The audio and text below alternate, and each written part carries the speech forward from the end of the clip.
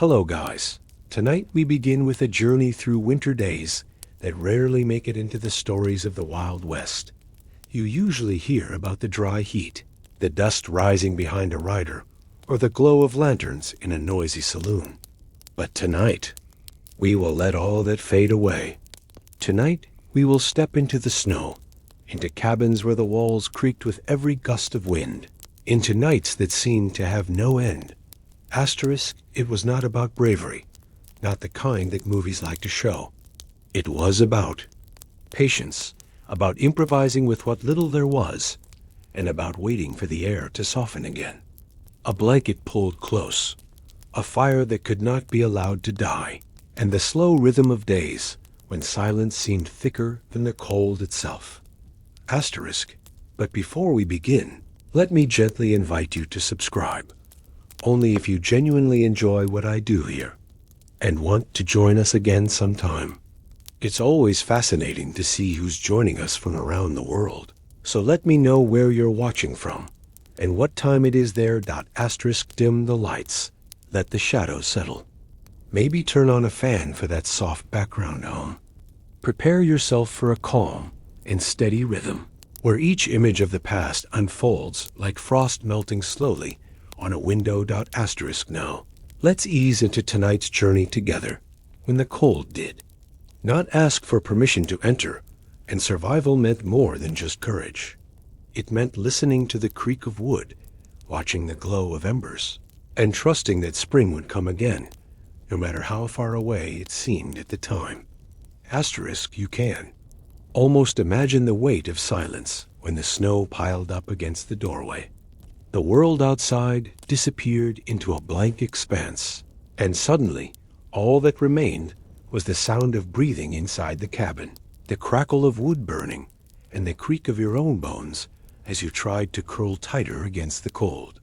It was a kind of solitude that did not come only from distance between neighbors, but from the isolation forced by the season itself. Even the most familiar trails could vanish overnight, buried beneath layers of ice, as if the landscape had decided to erase its own paths. Asterisk, in the Wild West, winter was not a season to be admired. It was a constant presence, heavy and unwelcome, almost like a guest who refused to leave. The wind came in uninvited, whistling through every crack, tugging at thin curtains that swayed even when the windows were firmly shut. It was as though the cabin itself breathed along with the storm. The wooden beams groaned in reply, reminding everyone inside that nothing about these walls was permanent or guaranteed. Asterisk, and yet people endured. They pressed blankets to the doorframe, stuffed rags into gaps between the boards, and listened to the sound of the wind as if it were a companion they could not ignore. Some nights it felt as if the entire house might lift from the ground and scatter into the snow, yet it stayed, holding warmth in small doses. Never quite enough, but never entirely absent either. Asterisk, each moment was measured not by hours, but by the rise and fall of the fire in the stove. The glow was not steady. It flared, it dimmed, it demanded constant attention, and in that rhythm, life moved forward. To leave it unattended was to risk more than discomfort. The fire was survival, and so the night was spent not in deep sleep, but in light dozing, waking, again and again to feed the flames. Asterisk, there was no glamour in this, no dramatic speeches, no heroic gestures. Just the steady sound of logs splitting, the careful saving of scraps, the endless layering of fabric over fabric, until a body felt weighed, down not only by clothing, but by the long weight of winter itself. It was a season that taught patience, because there was no other choice. Asterisk, the cold was not only outside. It seeped through the floorboards, rose from the ground itself, and lingered inside even when the fire glowed bright. You could place your hands close to the stove until they almost burned, but only a few steps away, the air returned to biting, sharp, impossible to ignore. Rooms had corners that never warmed, where frost seemed to settle like a stubborn shadow. A chair placed there would remain icy no matter how long it sat. Asterisk nights stretched endlessly. The darkness came early, swallowing the horizon before most. Chores could be finished, and then it held on until morning with a grip that felt eternal. People tried to measure the hours with small routines. Another log on the fire, another mug of hot water, another quiet glance at the frosted window pane. But the minutes felt heavy, the kind of time that refused to move forward. Asterisk outside, the snow muffled every sound. A horse's hoof on the frozen ground was softer than a whisper. Footsteps vanished almost as soon as they were made. Even voices carried strangely, dulled by the thick air, as if the world itself wanted everything to stay hushed. It was not silence exactly, but something denser, a stillness that pressed in from all sides. Asterisk, and inside the cabins, people listened. To the groan of the roof under fresh snow, to the sigh of wind searching for gaps between boards, to the slow crackle of sap releasing from burning wood. Each sound was a reminder. The walls were thin, the season was unforgiving, and every detail mattered. Nothing could be wasted. Not food, not fire, not energy. Asterisk winter was not a backdrop to the Wild West. It was a character of its own, shaping every decision, every habit, every breath that turned to frost in the air. To survive meant to adjust, to wait, and to believe that even the longest night would eventually break into dawn. Asterisk, there was no certainty in those winters. A sudden storm could erase a week of careful planning. A pile of firewood that once looked generous could vanish in a handful of days. A barrel of beans might become the only comfort between hunger and endurance. Every family, every traveler, every lone settler learned to read the season like a stern teacher, patient with no one, forgiving of nothing. Asterisk, and yet there was a strange beauty in it.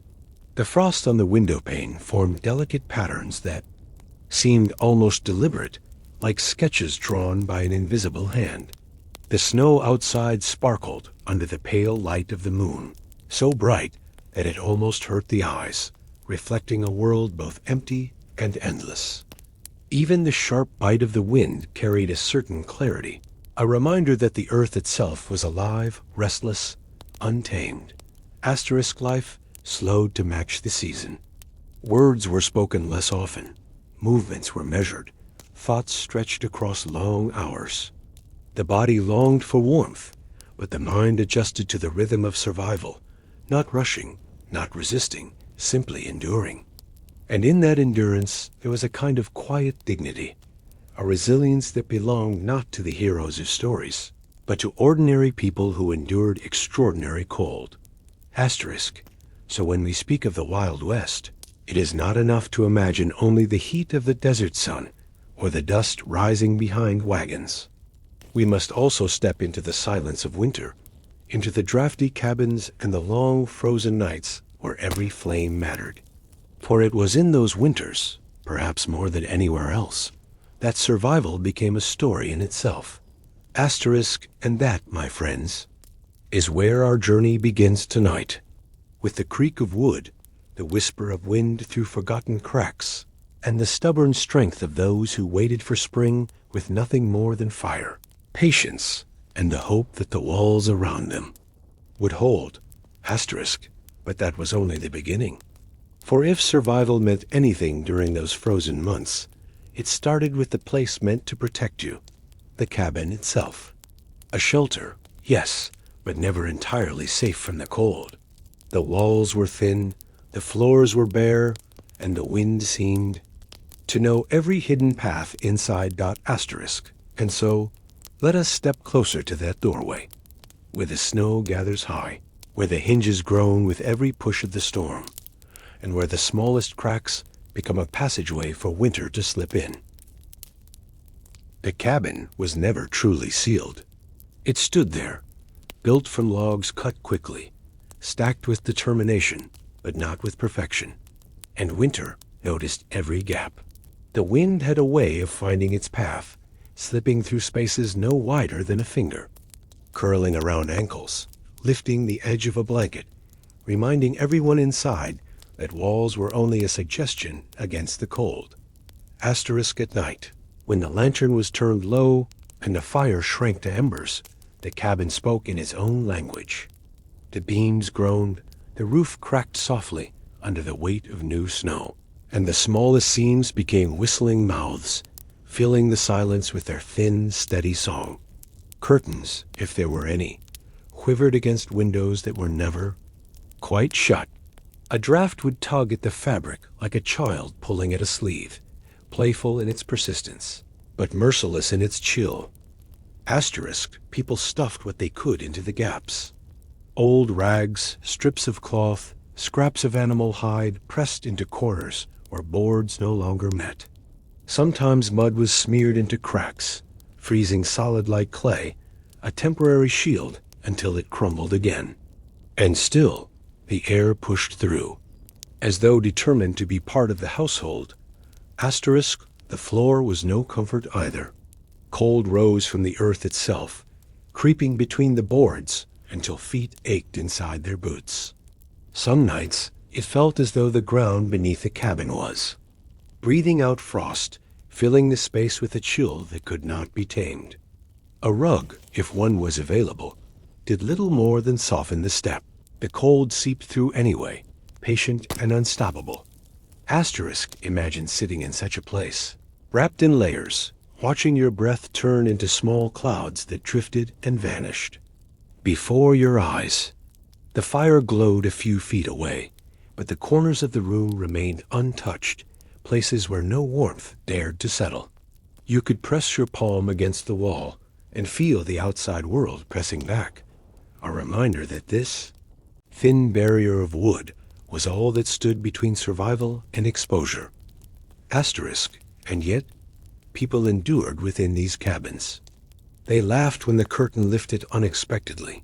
They sighed when the wind grew loud. They carried on with daily chores despite the constant reminder that comfort was not part of the bargain. Survival meant adjusting, and so the cabins became both sanctuary and adversary, a fragile home that welcomed and betrayed in equal measure. Asterisk, but this was only one part of winter's challenge. For inside those walls, warmth was always fleeting. And outside, in the woods and fields, the real work awaited, the endless labor of gathering fuel, the only currency that mattered once the snow began to fall. Asterisk, the cabin itself seemed alive. In winter, but not in a comforting way. It sighed, it shivered, it carried the weight of storms on its roof, as if groaning under a burden it had not been built to bear. Each gust of wind tested its strength, and each test reminded those inside of its fragility. The boards were nailed in place, yes, but nails loosened with time, and the wind always found them, rattling them like loose teeth. Asterisk, a chair placed near the wall, never stayed there for long. Anyone who sat too close would feel the invisible fingers of the cold creeping through the seams. It wasn't the sudden kind of chill, but something slower, more cunning, seeping little by little until it claimed the body from the toes upward. Blankets helped, but only in layers, heavy piles that turned. Movement into effort. And even then, the cold found ways in, slipping through the smallest gap, as if it had all the patience in the world. Asterisk at night, the sound of the wind was constant, but never the same. Sometimes it moaned low, deep and steady, as though the earth itself was sighing. Other times it shrieked in short bursts, slipping through cracks with the sharpness of a knife. It was never truly silent. Even in calm weather, the draft whispered along the edges of the room, brushing the skin with a reminder that comfort was temporary. Fleeting, fragile asterisk children felt it most. They would burrow under blankets, only their noses visible, and still. They shivered. Some cabins had gaps so wide you could see a sliver of moonlight or the faint glint of snowflakes drifting outside. Families did what they could. Rugs pressed against doorways, Skins hung on walls like clumsy insulation. Buckets placed where snowmelt found its way in during the rare days when ice began to loosen.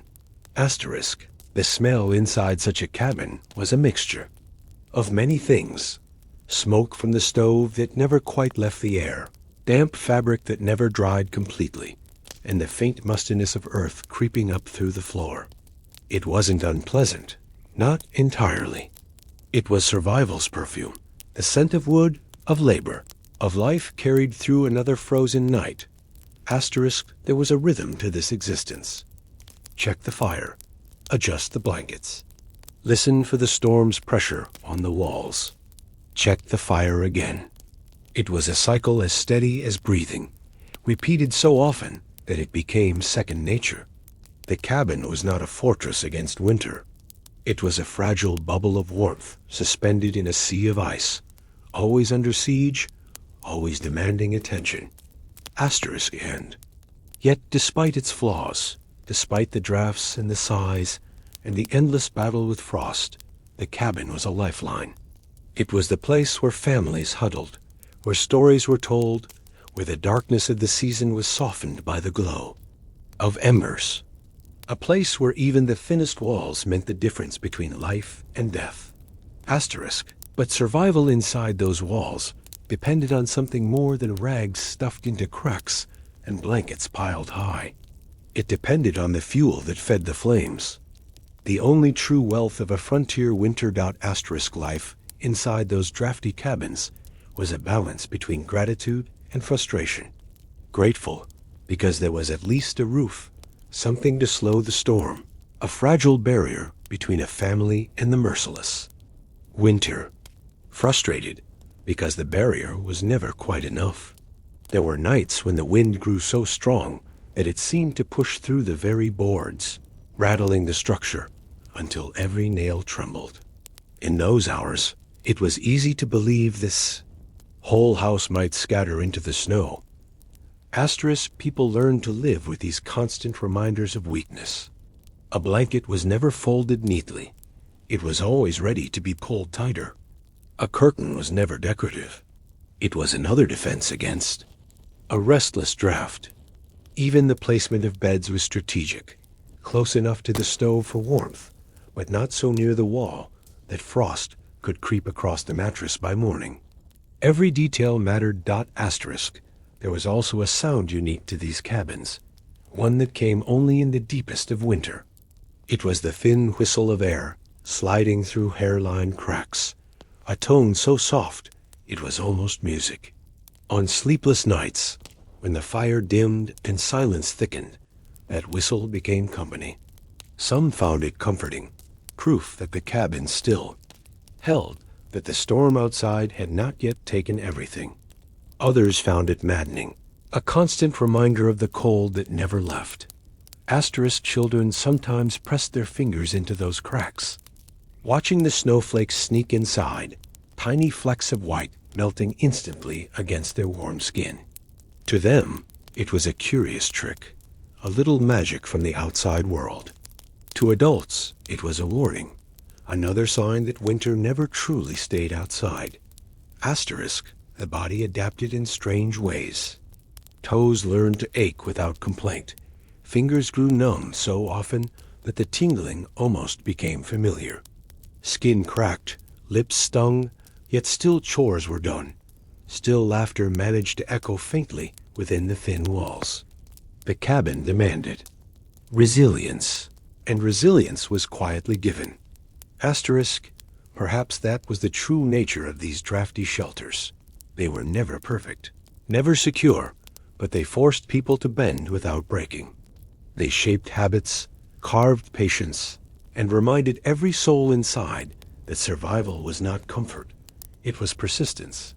Asterisk, and so, when the long nights stretched on, when the wind sang through the seams and frost settled on the window like lace, families pulled their blankets closer, listened to the cabin breathe around them, and endured.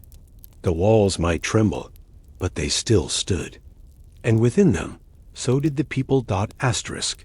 Yet no matter how well a cabin held, no matter how many rags were stuffed into the gaps, survival always came down to a single truth. Without fire, without the steady work of splitting and stacking wood, even the strongest walls meant nothing. Which is why, in the heart of a frontier winter, wood was not just a resource. It was a treasure. Out on the frontier, there was no currency more urgent than wood. Gold might glimmer in the stories, but gold could not keep the frost from your bones. A pile of split logs stacked neatly against the cabin wall meant survival in its simplest, most tangible form. Each piece of wood was a promise of warmth, of light, of another night endured. Asterisk, the rhythm of the axe became a winter heartbeat. Swing, crack, echo. The sound carried through the forest, bouncing off frozen trunks, sharp and hollow in the still air. Breath rose in white clouds with every strike, drifting upward only to vanish against the pale sky. A smell of freshly split wood was rich and raw, mingling with the metallic bite of cold air, a reminder that even in the dead of winter, life pulsed inside the trees. Asterisk, but the work was relentless. A woodpile that looked tall and sturdy in autumn shrank with unsettling speed. Every log tossed into the stove was a small relief, but also a subtraction from the stack outside. People counted them again and again, as though sheer attention might keep the pile from dwindling. There was always a quiet calculation in the back of the mind. How many nights left? How many storms still to come? How many logs to burn before the world softened again? Asterisk. Some days the logs refused to cooperate. Freshly cut wood, still damp with sap, smoked and hissed when it met the fire. It filled the cabin with a haze that stung the eyes and clung to clothing, leaving a bitter scent that lingered long after the smoke cleared. But there was no choice. Even wet wood was better than none at all. Settlers learned to coax flames patiently, feeding them small splinters, whispering encouragement with each flicker until the fire finally caught. That moment, the flare, the crackle, the sudden bloom of heat carried a relief so deep it was almost joyed out. Asterisk hands grew rough from the work. Blisters hardened into calluses, and fingers stiffened from the constant grip of the axe. Shoulders ached, backs bent, but still the rhythm continued. Because without it, the cabin was nothing but a box of cold boards waiting to freeze its inhabitants. Firewood turned labor into survival, exhaustion into endurance. Asterisk, even children were part of the ritual. Small arms gathered twigs and branches, feeding the kindling pile that would spark larger flames. They dragged sticks half their size through the snow, proud to add their offerings to the stack.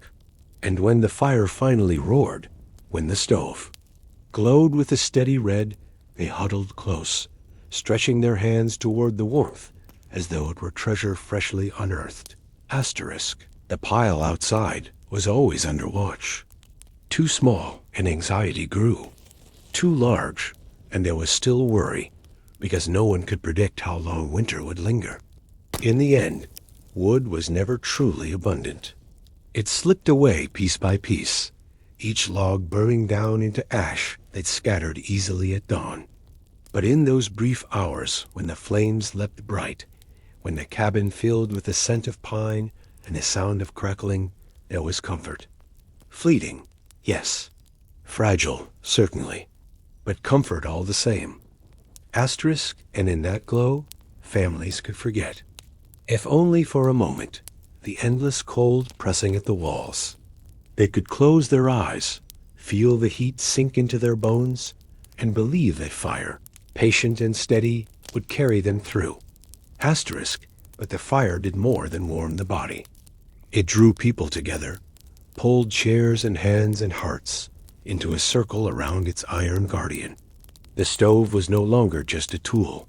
It became the center of life itself. Asterisk, every log burned carried a story of labor already spent. You could almost hear the echo of the axe in the crackle of the fire, the memory of frost-numbed hands and shoulders stiff with strain. When the flames caught quickly, there was satisfaction. But when they resisted, when the wood smoked and smoldered before surrendering. It was a reminder of just how fragile warmth could be. Asterisk stacks of wood outside the cabin were more than just fuel. They were insurance, a visible measure of security against the unknown length of winter. A tall pile brought comfort, almost like money in the bank. A shrinking pile brought unease that grew sharper with each passing storm. Neighbors sometimes visited one another, not to trade food or stories, but to glance at the woodpile, to silently compare who was prepared and who might falter before spring.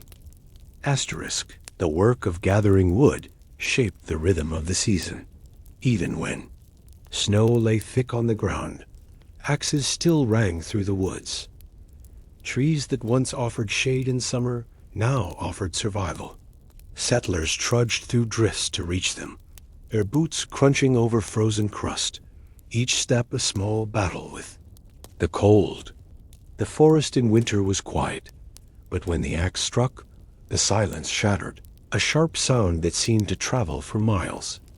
Asterisk carrying logs back to the cabin was its own test. Arms grew tired, legs sank deep into snow, and the weight of each load pressed heavy on the chest.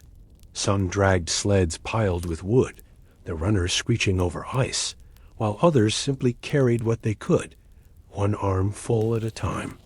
The journey back was slow, breath-breaking in clouds that drifted behind.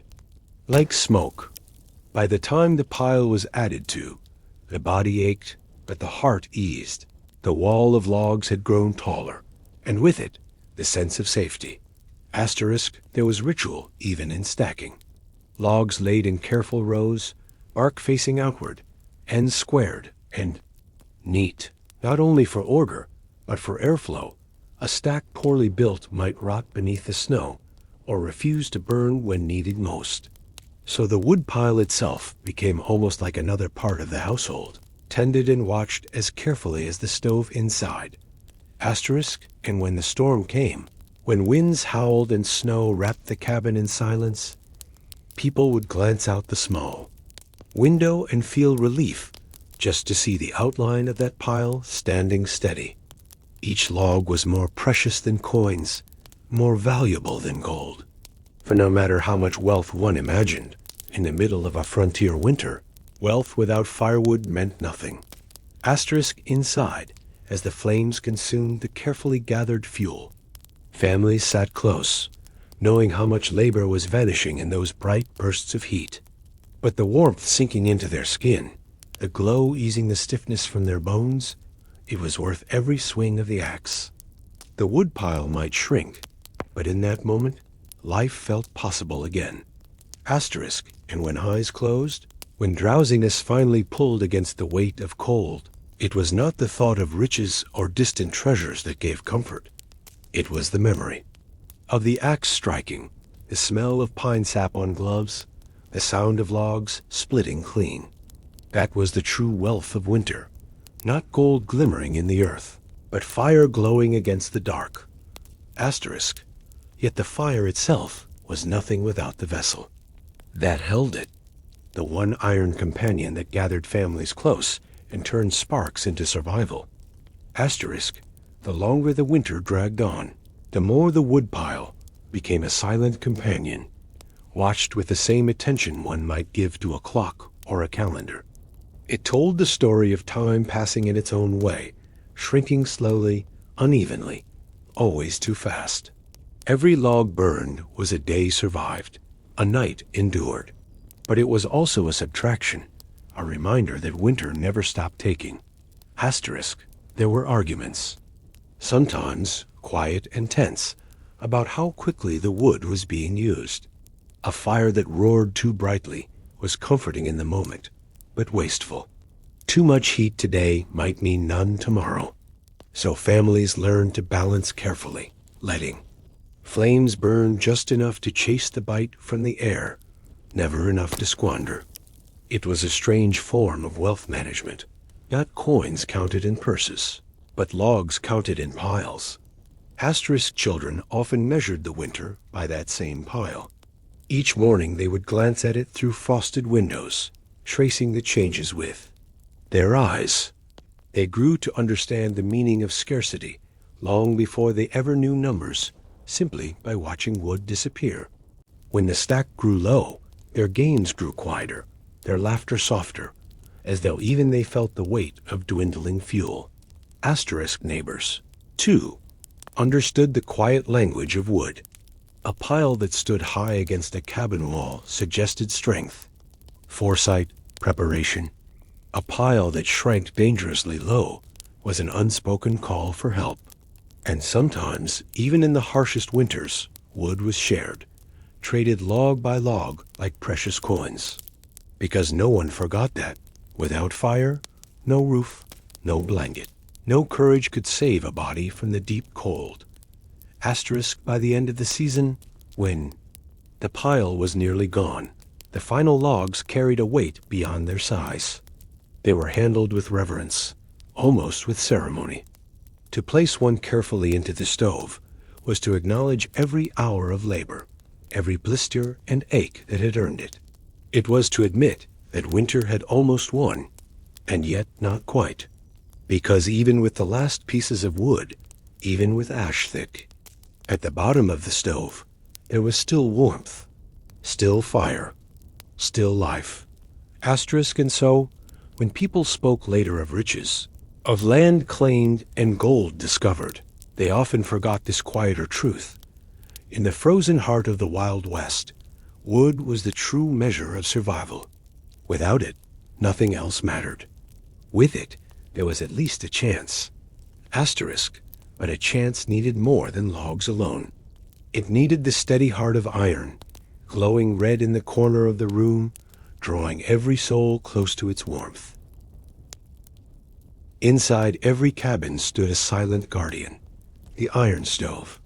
Heavy, dark, and unyielding, it looked almost like a stubborn creature that refused to move, planted firmly in its place, commanding respect without words. It was not beautiful in the polished sense. Its surface was rough, its edges sharp, its door blackened from years of smoke. Yet, it was the closest thing to a heartbeat the cabin possessed. Asterisk. From dawn until long past night, life revolved around it. A stove did not simply warm the air. It gathered people, pulled chairs closer, made hands stretch out until fingers tingled with heat. It was a circle of survival, and at its center, the stove glowed like a living ember. To sit by, it was too. Feel the body relax in small increments, the stiffness melting first from the hands, then from the shoulders, then from the chest. Asterisk. The sound it made was part of its language. The pop of sap releasing from the wood, the hiss of a damp log refusing to catch, the occasional clang when the metal shifted under heat. Even the creak of its door opening was distinctive, a slow, metallic groan that announced both promise and relief. These sounds stitched themselves into memory, becoming the background music of winter nights. Asterisk. The heat it gave was never even.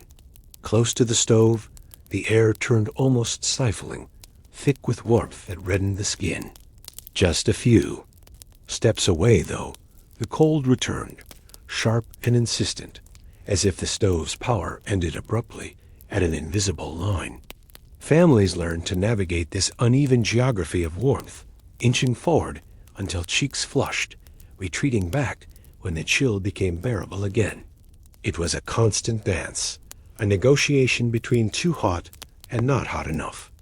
Asterisk. Above it, pots, always rested. Sometimes they were full, stews bubbling, beans softening, bread browning just enough to release a faint aroma.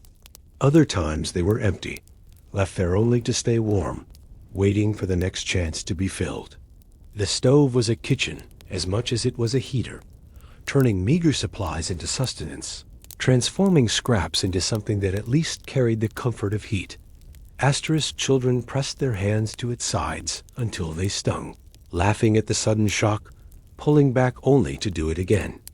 Adults were more cautious, but even they could not resist stretching their palms close, feeling the burn just before pain, holding on for as long as they dared. That sting was not unwelcome. It was proof that warmth still existed in a season, built from frost. Asterisk at night, when lamps burned low and the cabin grew quiet, the stove remained the only presence awake.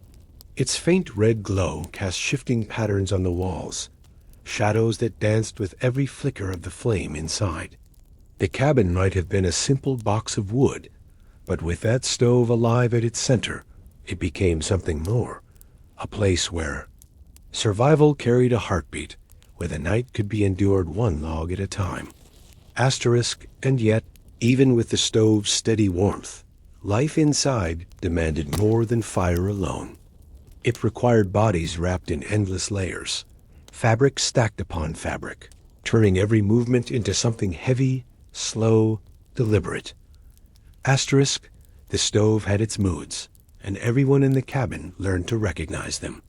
When the fire was first lit, in the morning, the iron seemed reluctant, as if waking from its own slumber. The metal stayed cool for a long while, demanding patience, until finally the heat spread outward, cautious at first, then suddenly blooming in a steady wave. By midday, it radiated a confidence that filled the room, its sides almost too hot to touch, its top ready to receive whatever pot or pan could be balanced on it. Asterisk, but in the small hours of the night, when the last log burned low and no one stirred, to feed the flames, the stove grew tired. Its glow dimmed to a faint red line, and its voice fell quiet, save for the occasional faint crack. In those moments, the air inside the cabin shifted again, the chill reclaiming its place inch by inch, as if winter were simply waiting for its turn. Someone always had to rise, bleary-eyed, shivering, fumbling with kindling in the dark, to coax the embers back into flame. It was a ritual repeated countless times, the rhythm of survival measured not by clocks, but by fire. Asterisk, there was a trust placed in the stove that went beyond practicality. People sat near it not just for warmth, but for reassurance. Its glow meant the storm outside was kept at bay. Its hum meant that no matter how long the night stretched, there was still something alive in the room. It was a silent guardian one, that asked only for fuel and attention, and in return gave the gift of endurance. Asterisk, the stove also carried a scent that became part of memory. The sweetness of pine when fresh wood caught, the earthy heaviness of oak burning slow, the faint tongue of smoke that slipped into hair and fabric until it traveled everywhere with you. Clothes smelled of fire, hands smelled of ash, and the very walls of the cabin absorbed the aroma until it was impossible to separate the home from the stove itself. Years later, long after winter had passed, people could remember it instantly, that unmistakable mixture of heat, wood, and iron, the perfume of survival. Asterisk, even the ash left behind carried meaning. Each morning, someone scooped it carefully into a bucket, the fine gray powder rising in soft clouds, coating fingers and sleeves. It was not waste. Ash was used to scrub pots, to scatter on icy steps, sometimes even to make lye for soap when times demanded it. Nothing was lost. Even what fire consumed still had a purpose. Asterisk children sometimes sat on the floor and traced patterns in the thin layer of ash that clung to the stove's base, their fingers leaving little trails like lines on a frosted window. To them, the stove was both protector and plaything, a warm mountain that glowed and whispered, always alive, always present. Adults saw it differently. They saw the work it required, the danger of letting it die, the endless need for wood to keep it breathing.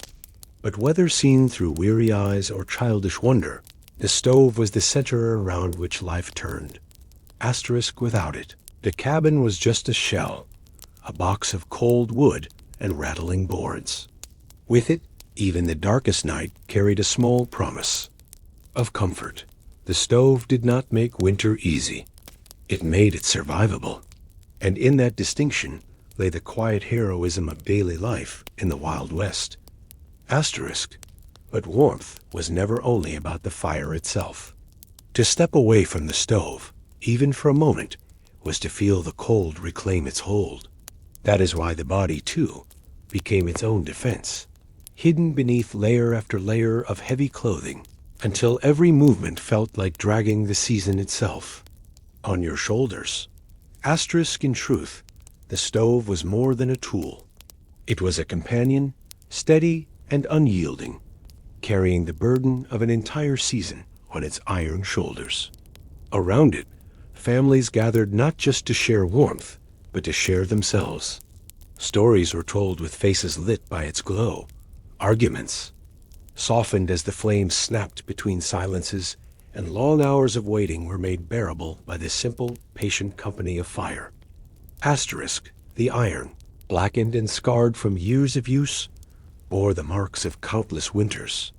Scratches where logs had knocked against its sides, stains where grease had spilled, ends from hurried hands. It wore its history openly, as though keeping record of every night endured. And perhaps that was its truest role, to be memory made. Solid, the witness of every laugh, every sigh, every breath that turned into frost inside the cabin. Asterisk, when spring finally came, the stove cooled, sitting silently in the corner, almost forgotten as windows opened and fresh air poured in. But even then, it was never truly ignored. It waited quietly, knowing it would be needed again, patient as the earth itself, ready for the next long season of cold. Asterisk, because in the Wild West, a stove was not just furniture, not just iron shaped into utility. It was the hearth, the circle, the core of endurance. Without it, survival was unthinkable. With it, life, though hard and unyielding, remained possible. Asterisk, and yet, warmth inside was only half the battle. To truly endure winter, the body itself had to become another layer of defense, hidden beneath fabrics stacked one over the other until movement grew slow, stiff, almost mechanical. The stove might glow, but survival still depended on the weight of what you wore. Clothing in the winter West was never about style. It was about defense, about building a wall around the body as carefully as the cabin walls had been built around the home. A single shirt meant nothing. A single coat was not enough. Survival came in layers, piled one over the other, until the body carried the weight of its own protection. Asterisk, it began with the scratch of wool against the skin, a thick shirt worn over another, then another. Cotton underneath was already stiff, from repeated washings in cold water, but it served as the first barrier. Over that came wool again, heavy and rough, never quite comfortable, but always necessary. By the time the coat was pulled on, shoulders felt as though they bore not only fabric, but the entire weight of the season itself. Asterisk scarves were wrapped tightly around faces, covering noses and mouths until breathing felt like inhaling through. Cloth. Every exhale left a damp spot on the fabric, which soon froze, stiffening into a crust of ice. Still, the wrapping continued, layer after layer, because the bite of the wind was sharper than any inconvenience. Gloves, too, came in layers when possible, thin ones inside, thicker ones outside, though fingers still stiffened until they no longer obeyed with precision. Asterisk boots were another challenge. Leather hardened in the cold, stiff as boards, resisting. Every step, they squeaked and cracked with movement, as if protesting the weight they carried. Feet inside were never truly warm. Wool socks grew damp with sweat and froze again, leaving toes numb even after hours by the fire. Yet the boots were pulled on each morning, laces drawn tight, because without them, the snow would have swallowed every step. Asterisk, all of this layering made the body slow. Simple movements required effort. To bend, to lift, to turn suddenly, each was a negotiation with the clothes themselves. It was like carrying an invisible pack, one made not of tools or supplies, but of necessity. Children waddled like small animals under their bundles of fabric, arms outstretched, movements clumsy, but warm enough to endure. Adults bore it with resignation, knowing that without those layers, the cold would pierce straight to the bone. Asterisk inside. The cabin, the weight of clothing never fully disappeared. Even near the stove, garments stayed close at hand. Coats hung by the door like watchful guards, scarves draped over chairs, boots set near the hearth to soften their stiffness before the next morning's trek. There was never complete rest from the armor of winter. It was always near, always ready, always waiting. Asterisk, and in this way, clothing became more than fabric. It became a shell, an outer skin, a constant reminder of the season's grip. Every button fastened, every scarf tightened, every boot laced was part of the ritual of endurance. To dress was not to prepare for the day, but to prepare for survival. Asterisk yet, even under all those layers, one need remain constant: water. And in the depth of winter, water was no longer drawn from streams or wells. It had to be coaxed from the very ice and snow that surrounded the cabin, melted patiently by the same fire that warmed the air. Asterisk, every layer told its own story. A coat patched at the elbows carried the memory of past winters, each stitch marking a place where the fabric had worn thin under strain. Scarves were often mismatched, cut from old blankets or sewn from scraps, not chosen for beauty, but for the simple promise of warmth. Even hats, pulled low over ears, or the signs of use, edges frayed, crowns misshapen, wool stiffened by frost. Nothing was new. Everything was repurposed, repaired, and worn until it could not be mended anymore. Asterisk, the sound of winter clothing was its own language. Wool rubbed against wool with a heavy rasp. Coats creaked when stiffened by frost. Boots thudded on wooden floors, leaving behind clumps of snow that melted into small puddles near the hearth. The very act of moving became noisy, a collection of small frictions and clumsy impacts, as though the cabin itself echoed with the effort of simply existing under so much weight. Asterisk, and still, for all these efforts, cold always found its way in. It lingered on cheeks that no scarf could fully cover, reddening skin until it burned.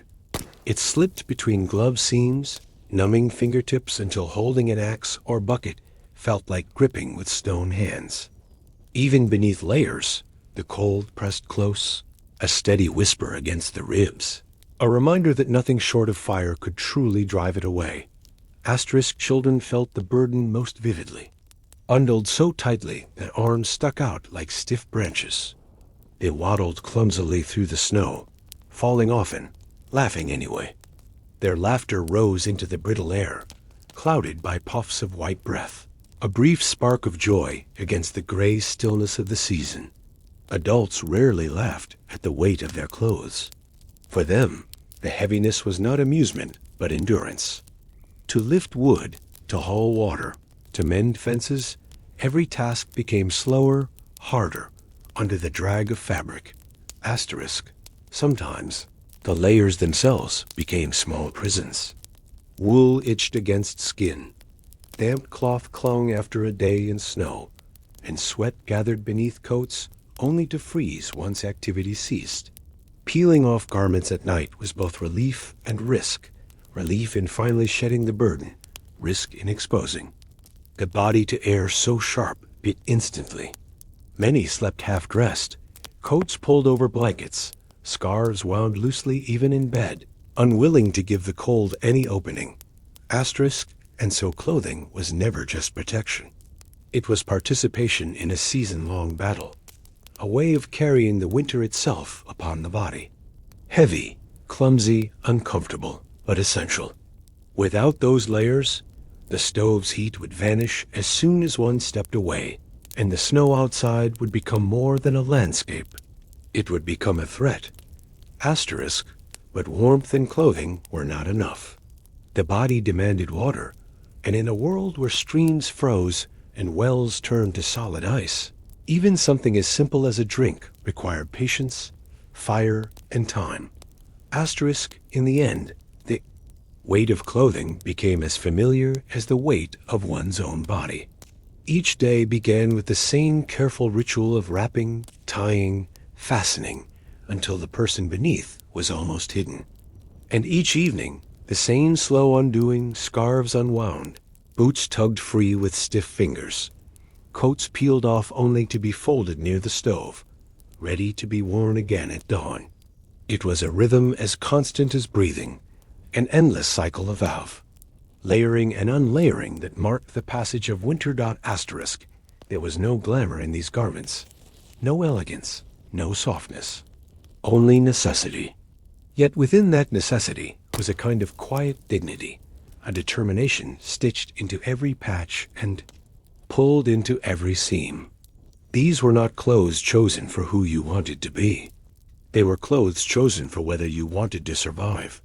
Asterisk. And so, the settlers moved through their days wrapped in the season itself, each layer a silent shield, each thread a fragile line drawn between warmth and the cold that never stopped pressing in. They worked, they walked, they endured, heavy, stiff, but alive. Asterisk. Still, survival meant more than warmth and layers. The body could be wrapped against the wind, but thirst could not be ignored.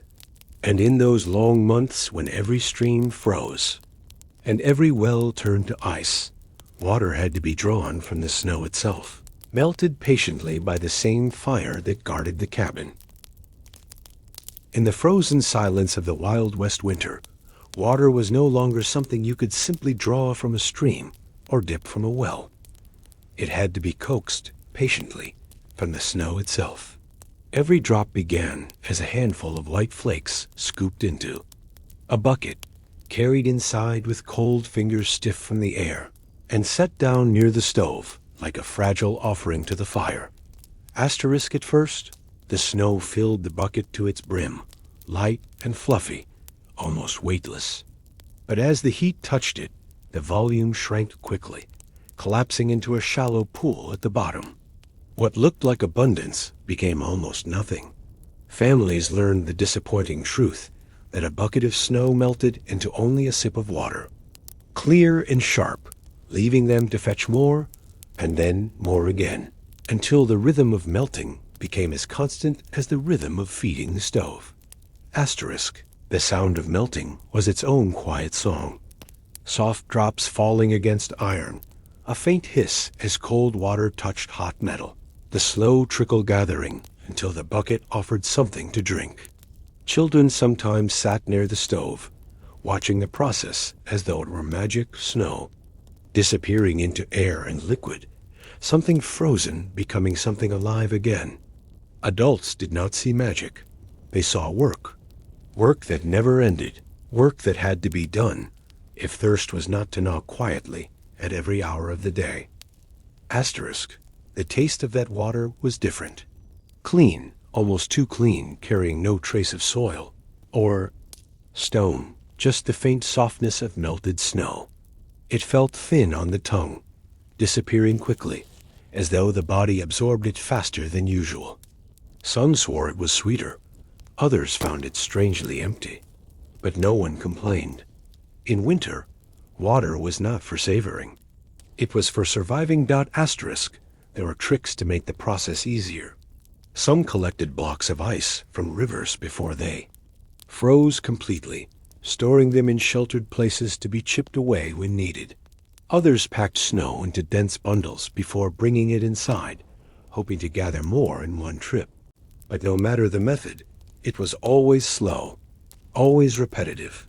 A dozen trips might yield only enough to cook a single pot of beans, or to fill a small jug for drinking. Asterisk. And still, the task had to be done. Thirst was patient, but relentless, and fire alone could not satisfy it. So day after day, snow was carried in, melted down, poured into cups that warmed the hands as much as they quenched the mouth. It was another ritual of endurance, another reminder that even the simplest needs became labor under the hand of winter. Asterisk. But if snow gave water, fire gave food.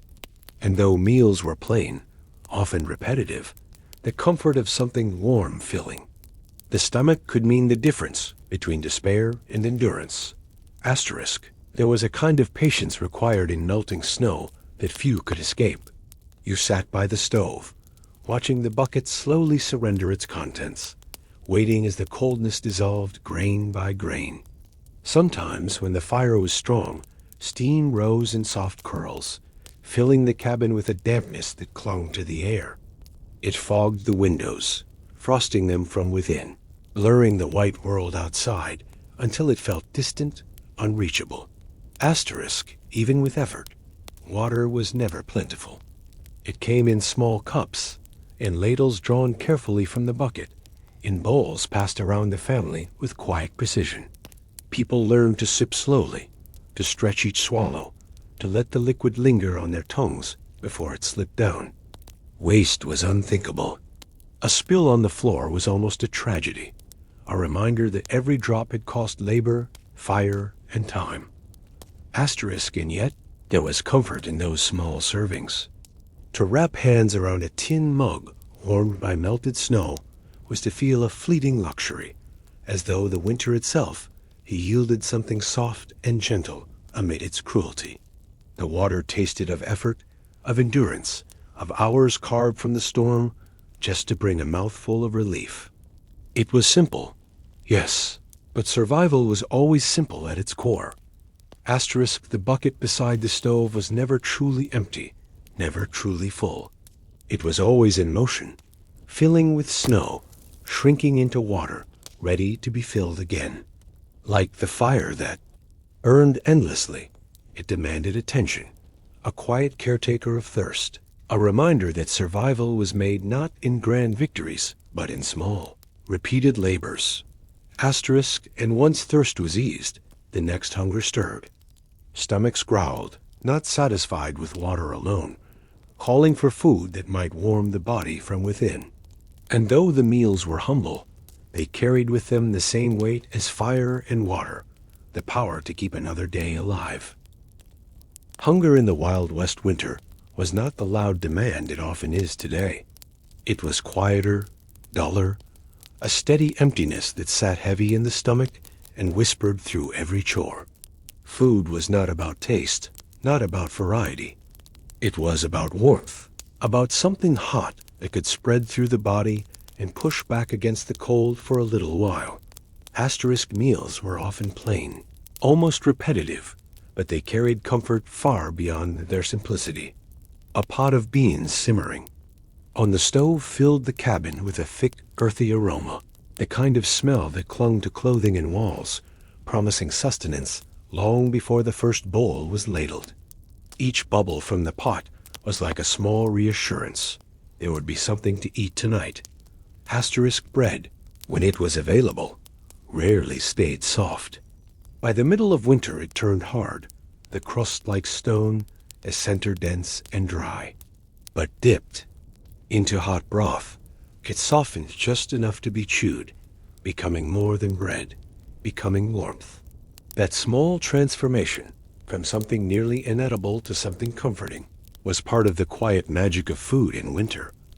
Asterisk stews stretched, ingredients as far as they could go. A few pieces of dried meat, a handful of beans, perhaps a carrot or potato if one had been stored well enough to last, all boiled together until they became more than the sum of their parts. The steam rising from the pot fogged the air, carrying with it a scent so rich that even the thinnest stew felt abundant. Asterisk tins and bowls were not just containers, they were heaters. To wrap cold hands around a metal cup filled with broth was to feel life returning to fingers that had stiffened all day. The heat soaked through the skin, spreading slowly inward, until even before eating, the body began to relax. By the time the first spoonful touched the tongue, the warmth had already done half its work. Asterisk children ate eagerly, their faces flushed by the stove, their spoons clattering against the bowls in small, hurried rhythms.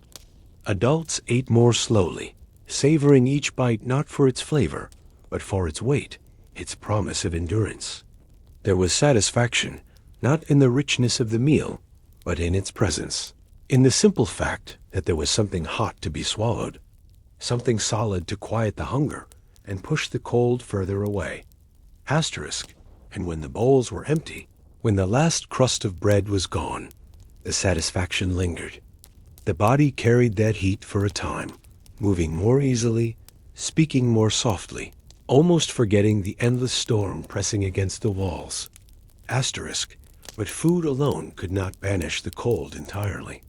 At the end of the day, when the fire burned low, and the cabin quieted, bodies turned to their beds, searching for rest in mattresses too thin and blankets too heavy, trying to find warmth in sleep that the stove could no longer give. Asterisk. There was no waste in those meals. Every scrap of bread, every last spoonful of broth was claimed. Bowls were scraped clean with crusts of bread, spoons licked free of the last trace of flavor. Hunger sharpened the appreciation of even the simplest bite, and nothing was left behind. What might have seemed plain in another season, or meager by modern eyes, became a feast when set against the long silence of the snow-bound night. Asterisk. The sounds of eating carried their own comfort. The clink of tin against tin, the soft slurp of broth, the low hum of satisfaction when warmth finally settled into an empty stomach. It was not lively conversation that filled the room, but these small, homely noises weaving together a sense of shared survival. In that quiet, even a humble pot of beans could feel like abundance. Asterisk. Food was more than nourishment. It was a pause. In the struggle, a moment when the cold retreated, just far enough for laughter to slip in, for shoulders to ease, for silence to feel less heavy. It reminded people that life was not only about enduring, but about tasting, smelling, feeling, even if those sensations came in the plainest of forms. Asterisk. And once the bowls were washed with melted snow, once the fire swallowed the last damp log, families prepared for the next challenge, rest. For food might warm the stomach, but the night remained colder than any meal could guard against. And so, bodies turned to beds, hoping that blankets and closeness would succeed where fire could not. When the day's work was finished, when the last log was fed to the stove and the cabin grew quiet, there remained the challenge of sleep. In the Wild West winter, going to bed did not mean entering comfort. It meant facing the cold in another form, lying down in a place that refused to hold warmth, no matter how many blankets were piled on top.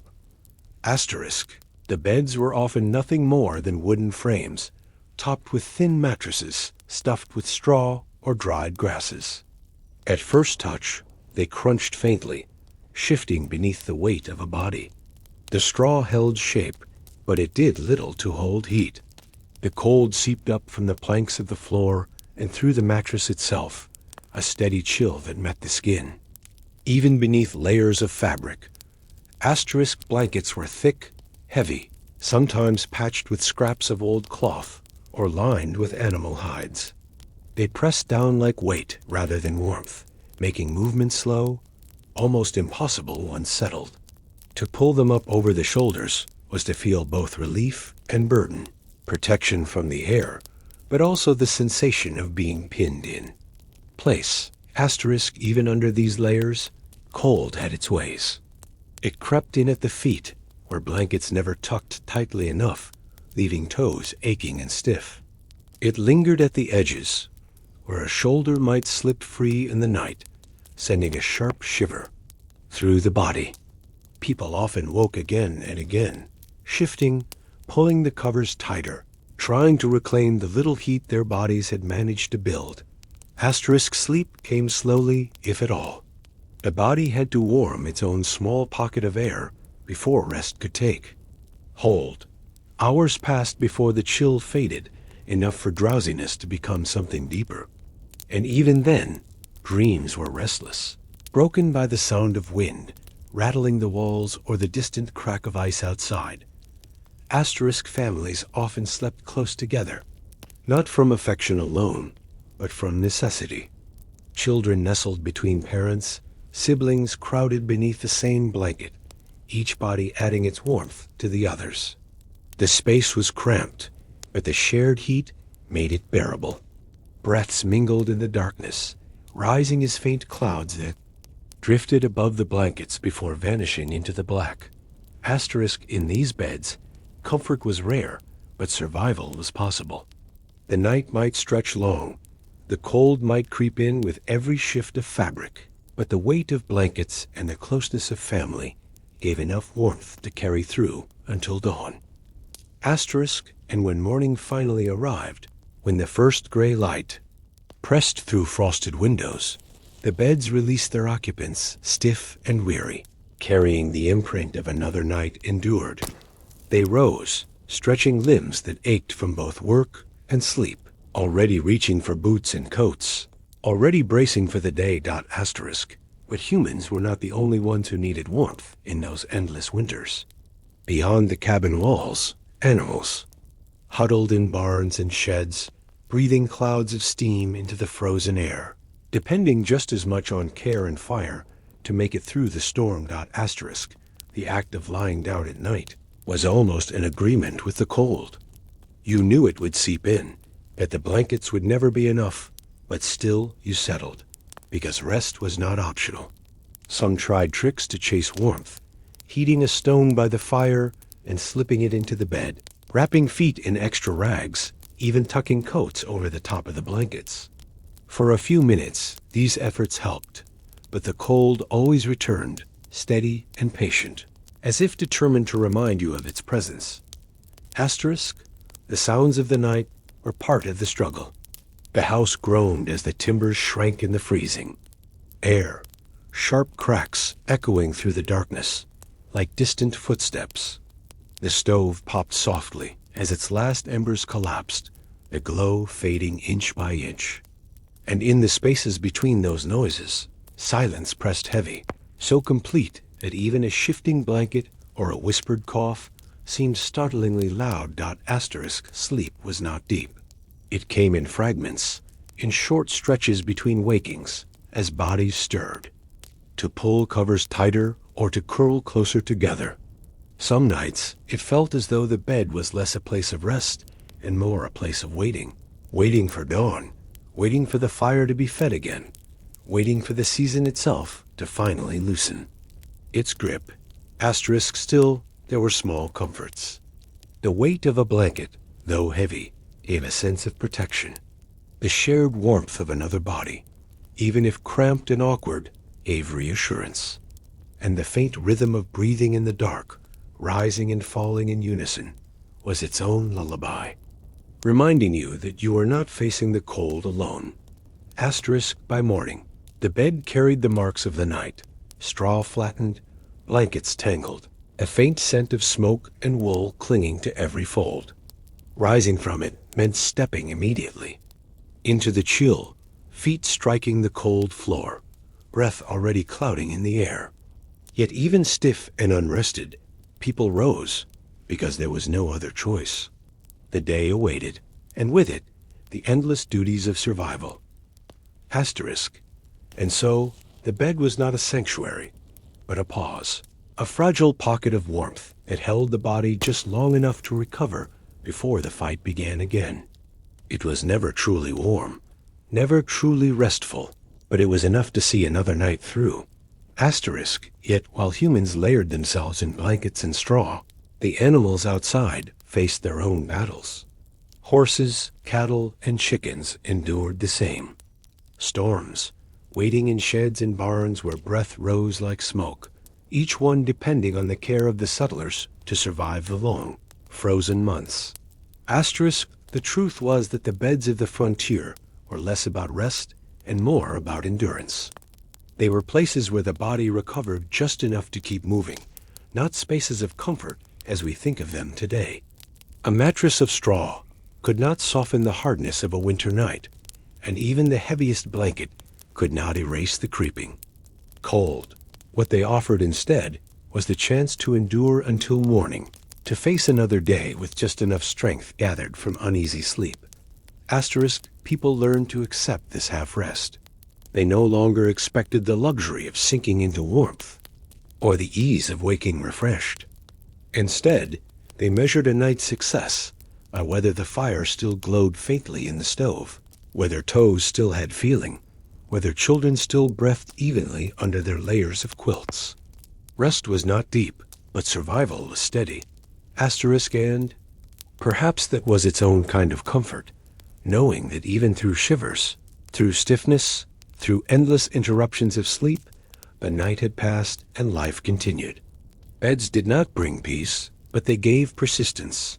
And persistence was enough. By dawn, when pale light crept through frosted panes and the air inside the cabin felt colder than ever, families rose from their heavy blankets like soldiers climbing from trenches. The fight was not finished, but they had survived another night in a place where warmth never lingered. Yet beyond the walls of those cabins, survival was not only a human struggle. In the barns and sheds nearby, animals breathed clouds of steam into the frozen air, waiting for the same care, the same protection, the same patience that winter demanded from all living things. The cabins were not the only places that struggled against the weight of winter. Just beyond their walls, in barns and sheds hastily built with the same rough timbers, the animals endured their own battle with the cold. Horses, cattle, and chickens, creatures that made survival possible, needed shelter as much as the people did. Without them, there would be no milk, no eggs, no transport, no hope of work when spring returned. And so, each morning and evening, the care of animals became as essential as tending the fire inside. The barns were never warm in the way a cabin was. They were drafty, built quickly, their walls often thin, their roofs patched with whatever materials could be found. Still, straw was spread thick on the ground, layer upon layer, not for softness, but for insulation. It created a barrier between frozen earth and the heavy bodies of livestock, holding what little warmth could be gathered. Water was the hardest task. Buckets left overnight froze solid, thick ice, sealing the surface. Each morning, settlers carried axes or heavy sticks to break through, chipping and hammering until the water lay exposed again. Sometimes the buckets had to be carried inside, the cabin to thaw by the stove, the ice slowly surrendering under heat until animals could drink. The sound of a thirsty cow lapping at water, or a horse dipping its muzzle deep into the bucket, was a kind of relief, proof that, at least for now, they would last another day. Inside those barns, breath rose in heavy clouds, turning the air into a mist that hung low beneath the rafters. The sound of shifting hooves echoed through the space, steady and rhythmic, a reminder of life pressing back against the stillness outside. Chickens huddled together in tight clusters, feathers puffed, their bodies trembling softly as they passed. Warmth from one to the other. The smell was strong. Hay, damp wood, manure, but it carried reassurance. It was the smell of life, of warmth created by the animals themselves. A reminder that even in the coldest months, the barn was not empty, but alive. Farmers leaned against the wooden posts for a moment of pause, listening to the steady chewing of cattle, the low grunt of a horse, and felt a small peace in the routine. But caring for animals was never easy in the cold. Feed ran low, just as firewood did. Hay bales shrank each week, grain bins emptied, and every portion had to be measured carefully. To give too much today meant risking tomorrow. To give too little meant weakness, sickness, or worse. The balance was delicate, and every choice carried weight. Still, the bond between settlers and their animals deepened in winter. They were companions in endurance, all breathing the same frosty air, all waiting for spring's return. To place a hand on the warm flank of a horse, or to feel the steam rising from a cow's breath, was to touch life itself, fragile and stubborn, refusing to give in to the cold. And when the chores were finished, when buckets were emptied, and hay was scattered, the settlers stepped back into the snow, leaving the barn behind, listening to the muffled silence of winter once more. For beyond the walls of both barns and cabins, the world had grown quiet, blanketed in snow so deep that even footsteps were swallowed whole. Asterisk. For many families, the animals were more than labor, more than food. They were companions in the long struggle against the cold, creatures that endured the same storms and shared the same air. Their survival was deeply tied to the settler's own. A horse lost to the winter meant not just grief, but the loss of movement, of work, of possibility. A cow lost meant hunger that stretched beyond a single season. Asterisk. So each visit to the barn carried more than routine. It carried responsibility and a quiet gratitude. The pat of a hand on a warm hide, the soft nicker of a horse in recognition, the steady chewing of cattle in the shadows. These small moments reassured the farmer that life was still present, still holding on against the cold. Asterisk. The barn was never comfortable, never fully shielded from the icy wind that slipped between its boards. Yet inside, it carried a warmth different from fire, a warmth born of breath, of bodies gathered close, of shared survival. It was not enough to chase away the chill entirely, but it was enough to endure. Asterisk. And when the doors closed again, when the lantern was blown out, and only the soft sounds of animals remained in the dark, the settler stepped back into the snowbound silence. The cold pressed in instantly, swallowing every trace of heat, but behind him, the barn continued to breathe with the life it sheltered. Asterisk. Out in the open, the world was muted. Snow blanketed the ground so thickly that even footsteps seemed to vanish into stillness. The silence of the season was vast, unsettling, and yet strangely beautiful. A landscape remained into pure white, where even the familiar became unrecognizable. Step outside the cabin in the middle of a Wild West winter, and the first thing that greets you is not a sight, but an absence. Sound falls away as if the world itself has been muffled. Snow does that. It absorbs, it swallows, it softens. The crunch of boots underfoot becomes the loudest noise in the world, each step sharp but quickly fading, leaving behind a hush so complete it almost hums. Asterisk. The air is heavy with stillness. Trees stand coated in white, their branches bending beneath the weight, not moving, not whispering as they do in summer. Fences disappear into drifts. Roofs are buried, paths erased. The familiar landmarks of daily life vanish beneath the snow, until the land itself feels strange, as though you have wandered into another world, one made only of white and silence. Asterisk. Your breath breaks the quiet, rising in small clouds, drifting upward before fading into the pale sky. Even that sound, the faint hiss of breath leaving your lungs, feels intrusive, as if you've disturbed the perfect calm. The world outside seems to be holding itself still, waiting for something unseen. Asterisk. And then there is the wind.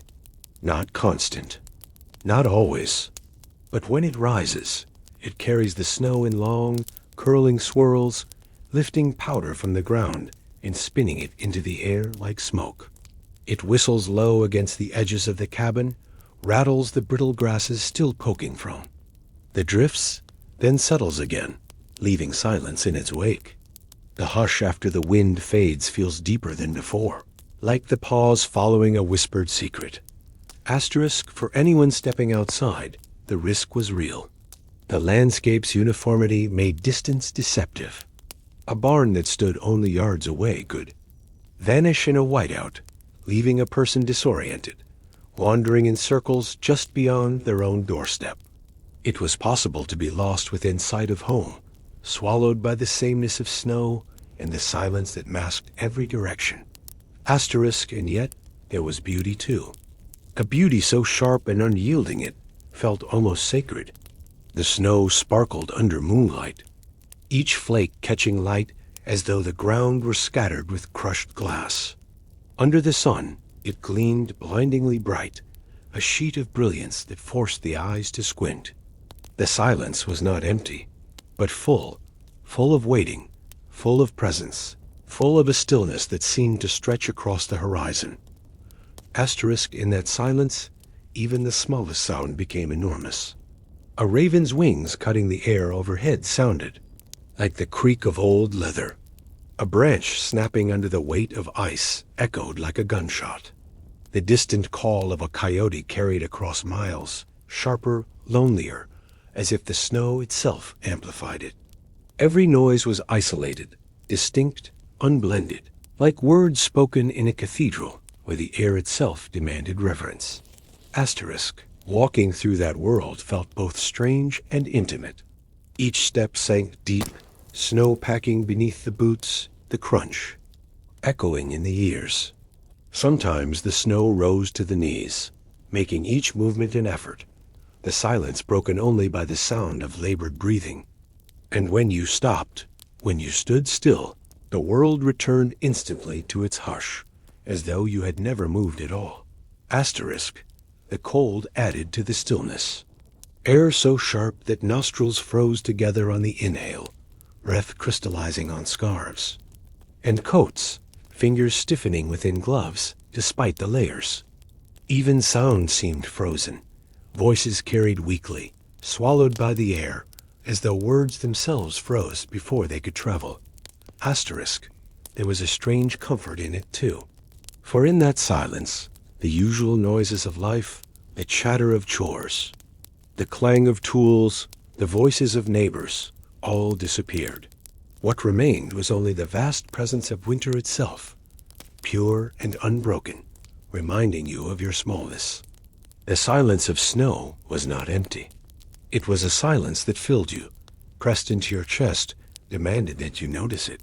Asterisk. And so, while it carried danger, the risk of losing your way, the weight of isolation, the threat of storms that erased, even footsteps, it also carried a stillness that was unforgettable. A stillness that, for a moment, seemed to stop time itself. Asterisk, and perhaps that was the most haunting truth of those winters. The silence was not only around you, it was within. You, long hours outside, surrounded by the stillness, made thoughts slower, heavier, as though even the mind itself had been wrapped in snow. There were moments when the quiet felt almost endless, as if the world had forgotten how to speak, and you wondered if sound would ever return. Asterisk, yet the silence was not only harsh, it could be gentle too.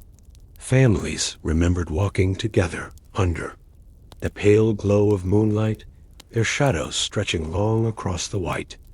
No words were needed. The snow absorbed every step, every breath, until the only sound left was the steady rhythm of hearts moving forward in unison. In that shared quiet, there was peace, fragile but real. Asterisk still, the silence was deceptive. A sudden gust could erase tracks in seconds, sweeping the path behind you into nothingness. A simple chore, gathering wood, checking a fence, leading. An animal could turn quickly into danger when the world became a swirl of white, directionless, and blank. To live in such silence was to respect it, to remember that beauty and peril were never far apart. Asterisk, when settlers returned inside, shaking. Snow from coats and stamping ice from boots, the muffled hush lingered. Even within the creaking walls of the cabin, the silence of the snow seemed to press against the windows, reminding everyone that outside was a world erased, waiting, holding its breath. Asterisk, but inside, another kind of challenge awaited. For the night stretched long and merciless, hours of darkness that refused to pass, when even the steady fire and the weight of blankets could not chase away the feeling that time itself had frozen. When the sun dipped below the horizon in winter, it did so quickly, almost as if it were eager to escape the cold itself. One moment the sky glowed faintly with the last streaks of pale gold, and the next, darkness pressed in from every side. The nights of the Wild West winter were not simply long, they felt infinite. Hours stretched heavy, each one dragging slower than the last, until time itself seemed to stall. Asterisk inside the cabin. A single lantern flickered, its flame trembling each time the wind forced a draft through the walls. The shadows it cast were restless, stretching long across the floor, then pulling back again with every shift of the flame. That weak glow became the only horizon within the room, a fragile island of light surrounded by a sea of blackness. Asterisk, the fire in the stove offered its own rhythm, glowing bright when freshly fed, then shrinking, dimming, demanding attention again. Family sat near it, listening to the soft groan of the iron, the snap of sap bursting in the wood, the occasional fall of ash. These sounds were comforting, but they also marked the passage of hours, as though the night itself were being counted. Log by log. Asterisk sleep came reluctantly. Blankets were heavy, the straw mattress uneven, and the cold never fully retreated. Even when eyes closed, the body stirred often, woken by the bite of air against an uncovered hand or by the eerie sounds of the cabin shifting in the freeze. Roof beams cracked under the pressure of snow. Walls groaned as the wind leaned hard against them, and each sound jolted the mind back into wakefulness. Asterisk, and when sleep did come, it was shallow, dreamlike, broken by the need to rise and feed the fire. Someone always stirred, a father, a mother, sometimes even a child, fumbling in the darkness to place another log inside the stove, watching for the faint glow of embers, whispering to themselves that the warmth would return. Then they crawled back under blankets, shivering until their bodies once again claimed a little heat. Asterisk, the hours of darkness seemed to double in weight compared to daylight. Morning felt impossibly distant, as if the sun might never return. A person could wake 3 or 4 times, certain that dawn was near, only to discover the lantern still flickering, the stove still glowing faintly, and the black sky outside still unchanged. Asterisk, it was not just the cold that made the nights long. It was the silence, the stillness, the absence of distraction. Each creak of the house, each whisper of the wind, became amplified until it filled the imagination. The mind wandered in circles, replaying worries, measuring the woodpile in memory, wondering how many storms still waited beyond the horizon. Asterisk, sometimes the nights felt so heavy that even sound seemed reluctant to move. A cough in the darkness lingered longer than it should, echoing softly in the wooden room. The shifting of blankets carried across the silence like footsteps in an empty hall. Even the faint wheeze of the stove's breath, the air pulled in through its iron mouth, became a companion, something to listen to when the mind grew restless. Asterisk, children asked questions in whispers, their voices muffled under quilts. Is it morning yet? The answer was almost always the same. Not yet.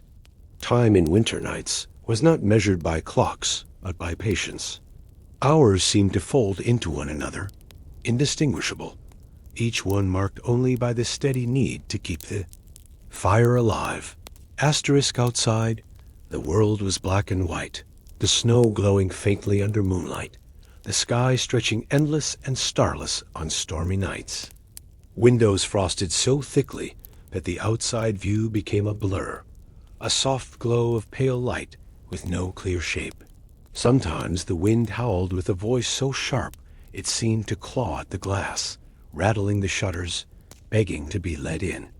Other times it died completely, leaving a silence so deep that it felt unnatural, as if the earth itself had stopped turning.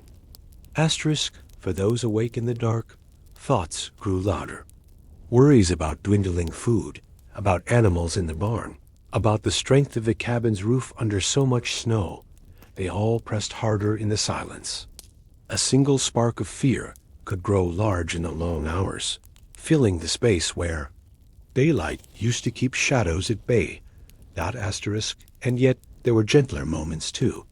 A child rolling closer in sleep, a hand reaching under the covers to find another's warmth, a soft murmur shared between two voices in the dark.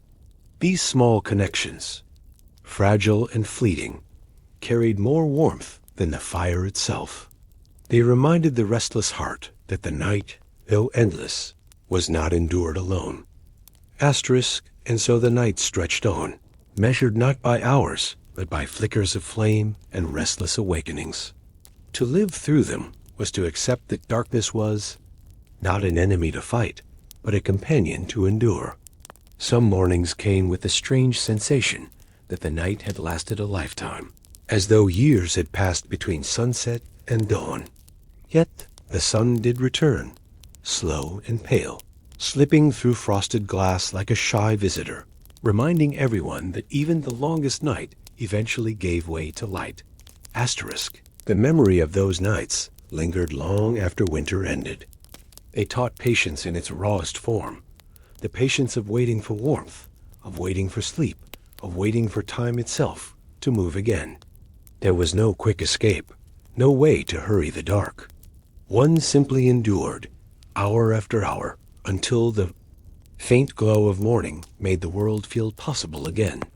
But the cold was not only battled in silence or in sleepless hours.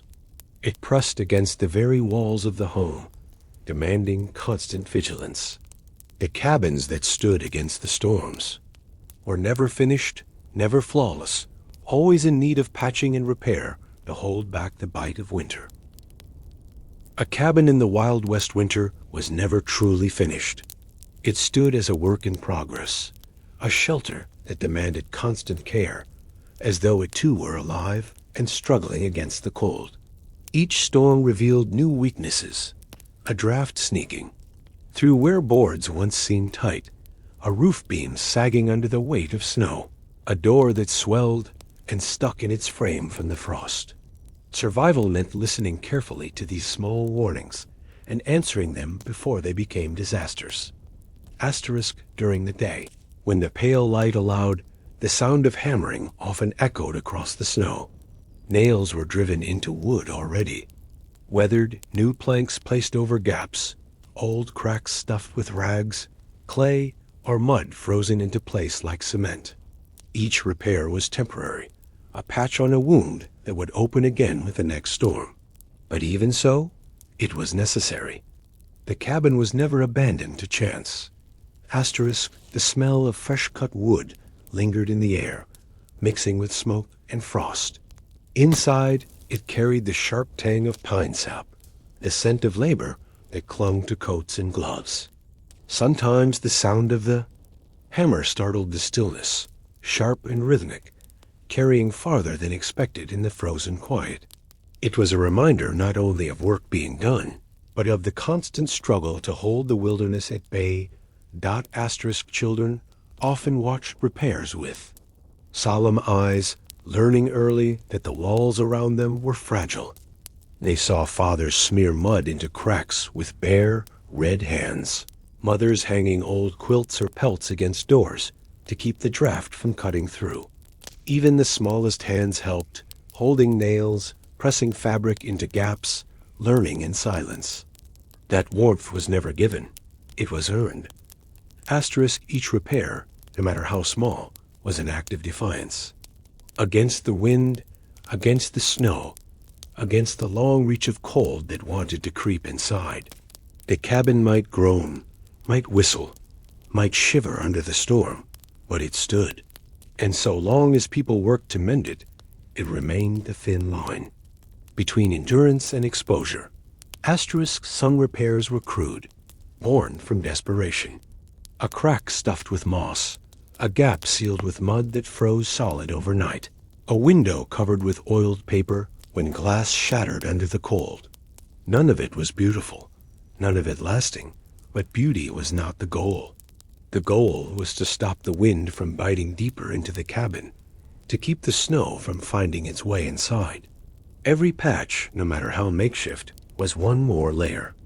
Between the family and the unforgiving night. The work was endless. As soon as one breach was sealed, another revealed itself. Boards warped, Nails loosened, roofs sagged. It was like trying to hold water in your hands. No matter how tightly you pressed your fingers together, something always slipped through. And yet, settlers persisted. Day after day, hammer in hand, cloth at the ready, always searching for the next small wound in the walls. Asterisk, sometimes the cabin itself seemed to resist the repairs. A new plank nailed over an old one would creak loudly, as if protesting the intrusion. Fresh mud smeared into a gap would crack and crumble the next time the wind shifted. But still, people returned to the task, patient, determined. They knew the cabin was not perfect. It was never meant to be perfect. It was meant to stand just long enough, just strong enough to see them through. Asterisk inside, the signs of this constant struggle were everywhere. Patches of mismatched wood lined the walls, quilts tacked to corners, bits of burlap nailed over windows. Smoke sometimes drifted in where the stove's pipe met the roof, proof that the seal there had weakened. The home bore its repairs openly, a patchwork of survival stitched together piece by piece. Asterisk, and in the quiet moments, when the hammer fell silent and the wind eased, the family could hear the cabin breathing again, groaning at its seams, settling in its foundation, whispering through its cracks. It was never still, never flawless, but it was theirs, and it stood because they refused to let it fall. Asterisk, and so the rhythm of repairs became as familiar as the rhythm of the fire. The hammer was lifted almost as often as the axe. Boards and rags became as valuable as food, each one hoarded for the inevitable moment when the cabin demanded attention again. The settlers did not complain. They accepted it the way they accepted the cold, as part of life, part of the bargain struck with winter. Asterisk, the cabin, patched and imperfect, told the story of survival in every corner. A quilt nailed over a window was proof of a storm endured. A plank hammered unevenly into place showed the haste of a night when the wind had nearly broken through. These details were not flaws. They were memories written into the very structure of the home, reminders that survival was never smooth, never elegant. It was rough, uneven, but steady. Asterisk, and in the end, that steadiness was all that mattered. The cabin held, even when it groaned, even when it whistled with drafts, even when the roof bent low with the weight of snow. It stood because hands refused to let it fail. Each repair was a promise that the family inside would not give up, not tonight, not this winter. Asterisk, but even as the walls were mended and the roof reinforced, there remained another battle that no plank, no nail, no quilt could solve. The body itself suffered beneath the weight of cold. Skin cracked, lips split, and every breath seemed to leave behind its mark. The fight was no longer just against the cabin's weaknesses, but against the body's own limits. The heavy coats, the thick scarves, the boots stiffened by frost, they all fought against the cold, but beneath them the body still paid its price. Winter did not only press against the walls of the cabin, it pressed against the very surface of skin, leaving marks that lingered long after the season was gone. Asterisk hands bore the worst of it. Even inside gloves, the cold found its way in. Fingers swelled, split at the knuckles, and burned with a raw ache that never fully faded. Small cracks opened in the skin, red and sore, stinging with every chore. To fetch water, to carry wood, to mend a wall, each task reopened the tiny wounds until they became a constant throb. Some wrapped their hands in cloth before pulling on gloves, creating an extra layer, but still the chill crept through. Asterisk, the face too, suffered. No scarf could protect it completely. The wind cut across cheeks, leaving them raw, reddened, sometimes even blistered from the bite of frost. The tip of the nose burned, then went numb, then burned again when touched by warmth. Lips dried until they split, every word spoken carrying a small sting. Smiles came carefully, not from lack of joy, but because even laughter could reopen the skin. Asterisk feet endured their own punishment. Boots, though sturdy, never kept them truly warm. Toes stiffened, went numb, tingled sharply as the blood returned by the stove. Some nights, the ache was so deep it felt as though the cold had seeped into the bones themselves. Even layers of wool socks grew damp with sweat, freezing again when work outside slowed. The cycle repeated endlessly, a quiet torment at the edge of every step asterisk, and yet the skin did not simply suffer in silence. It adapted in its own way.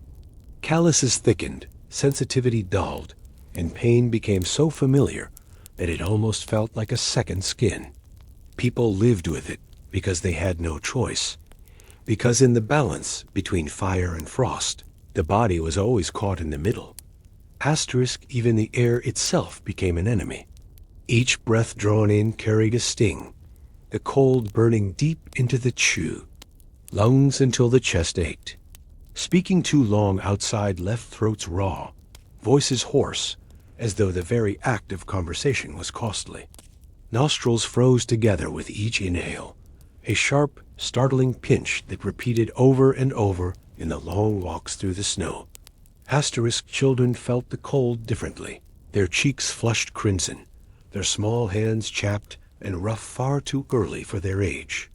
Mothers rubbed salves of lard or beeswax into their skin, not for comfort, but as a shield, a thin layer of grease to keep the wind from cutting deeper.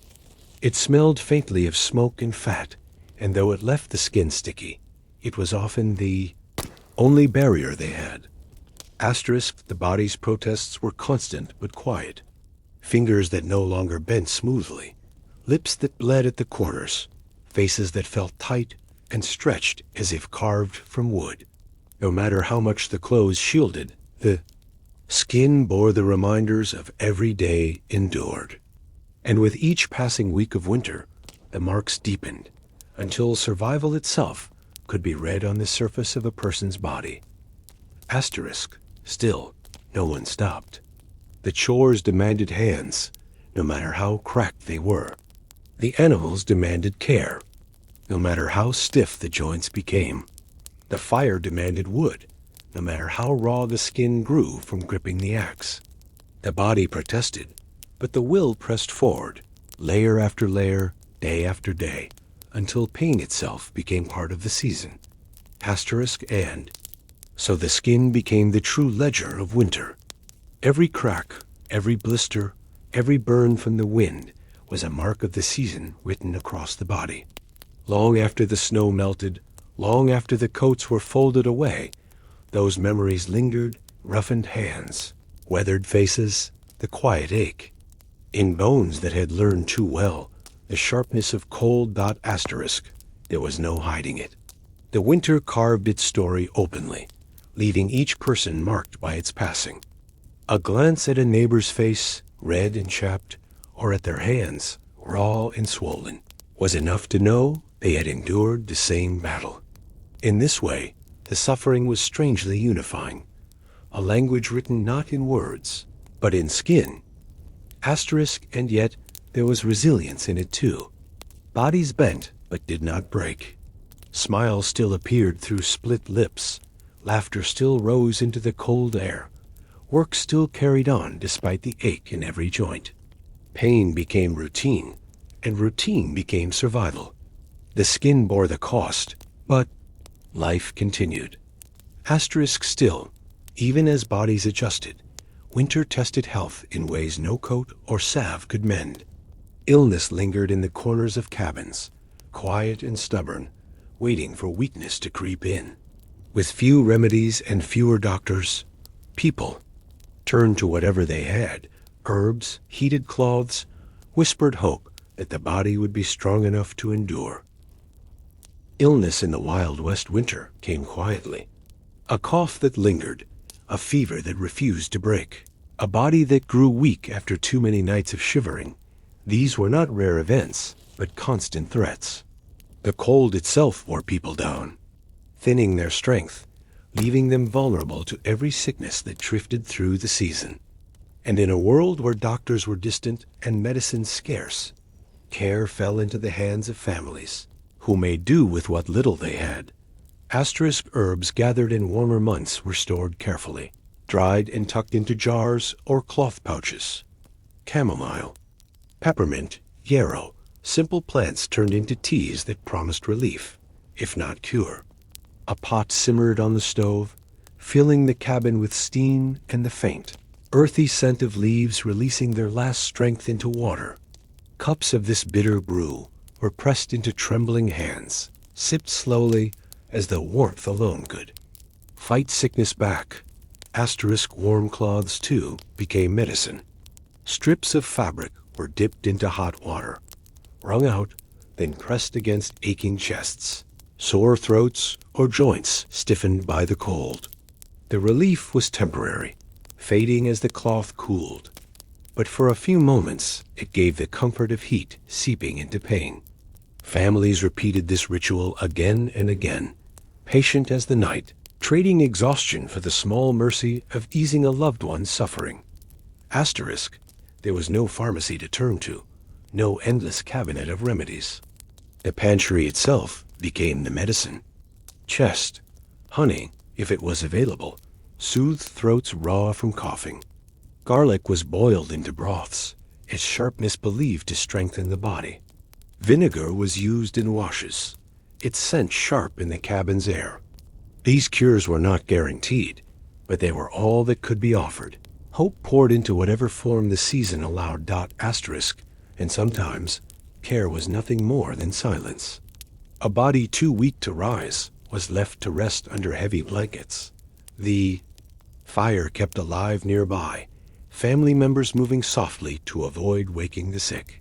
The air in the cabin grew heavier on those days, filled not with talk or laughter, but with the weight of waiting, of listening for each shallow breath. Asterisk illness carried a different weight in winter. A simple fever in summer might pass with rest, but in the depths of cold, it became dangerous. The body already weakened by hunger, by sleepless nights, by the constant bite of frost, had little strength left to fight. Families watched closely for signs. A cough that deepened, a face flushed too hot despite the icy air, lips that lost their color. These small changes were read with the seriousness of omens. Asterisk, sometimes remedies were shared among neighbors. A jar of honey traded for a pouch of dried mint, a handful of onions swapped for willow bark. These exchanges were not done lightly, for everyone had little, yet they gave what they could.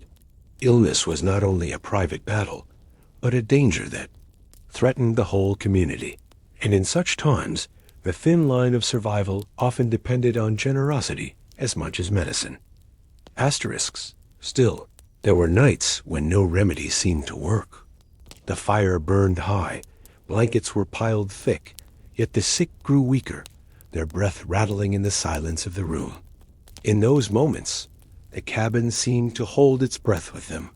The family moved quietly, speaking in murmurs, every sound muffled as though the walls themselves understood the gravity of the hour. Asterisk, and when recovery came, it was slow, fragile, uncertain. A fever finally broke, leaving the body drenched in sweat. A cough softened, losing its sharp edge. Strength returned one careful step at a time. A spoonful of broth here, a sip of water there. Each improvement was treated like a gift, celebrated. With quiet relief, though everyone knew another illness could come as easily as the last. Asterisk, and so, health in the Wild West winter was never taken for granted. A body that could rise from bed each morning, that could carry wood, fetch water, or simply sit by the stove without trembling, was a blessing. Illness was not measured only in symptoms, but in its ability to steal time, to take away the strength needed for survival. Even the mildest sickness became a shadow stretching over the household, reminding everyone how narrow the path between endurance and collapse truly was. Asterisk, the remedies, though simple, carried meaning far beyond their ingredients. A steaming cup of bitter tea was more than just herbs and water. It was care, it was love made tangible. It was the stubborn will to fight with whatever means the season allowed. A cloth warmed by the fire and lay gently on the chest of the weak was a kind of promise. You are not alone in this battle. Asterisk, and though many winters left scars, both visible and hidden, most families carried on. Illness came and went, as storms did, and people learned to meet both with the same quiet patience. They had no certainty, no cure, only endurance. And endurance, in its plain and stubborn way, was enough. Asterisk, but sickness was only one fear. Hunger. And cold still pressed daily at the door. And with every storm, the question returned, would the woodpile and pantry last until spring? Or would winter demand more than families had left to give? More than the cold itself, more than the storms that swept across the plains, the true fear of winter in the Wild West was scarcity. Wood and food were the two pillars of survival, and both were fragile.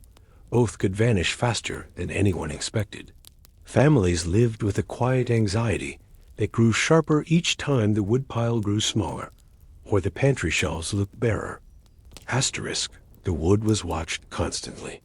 Piles that once seemed tall and secure shrank one log at a time, each piece vanishing. Into the stove's hungry mouth. A storm could devour a week's worth of fuel in only a few days, forcing settlers to measure each log as though it were gold. Some nights the fire was allowed to burn low, just enough to keep frost from forming on the walls, but not enough to chase away the deep chill. It was not comfort they guarded, it was survival.